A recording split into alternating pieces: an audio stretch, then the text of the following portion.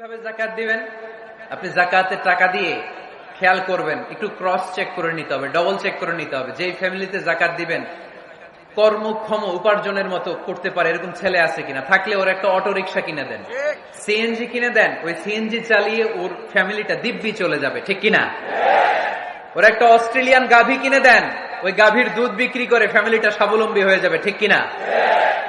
লক্ষ্মীপুরে আমি ওয়াজ করলাম, বললো হুজুর আমরা এইভাবে একটা জাকাত ম্যানেজমেন্ট প্ল্যাটফর্ম গড়ে তুলেছি, এখানে আমরা টাকা জমিয়ে জমিয়ে আমাদের এলাকার যে সমস্ত ছেলেগুলো কর্মক্ষম, তাদের ঘরে টাকা পয়সা নাই, আমরা জাকাতের টাকা দিয়ে ওদেরকে প্রবাসী বানিয়ে দেই, বিদেশে পাঠিয়ে দেই। ওর কষ্টা অর্জিত সম্পদ দিয়ে ওর ফ্যামিলি এখন দেদারসে চলছে, কোন জাকাতের লাইনে যে তারা নিজেদেরকে আর অপমান বোধ করছে না। এইভাবে জাকাত দিতে হবে। দিলটার একটু খোলেন, হাতটার একটু খোলেন, তাহলে হৃদয়টারে খুলে দিবে কে? দে জাকাত।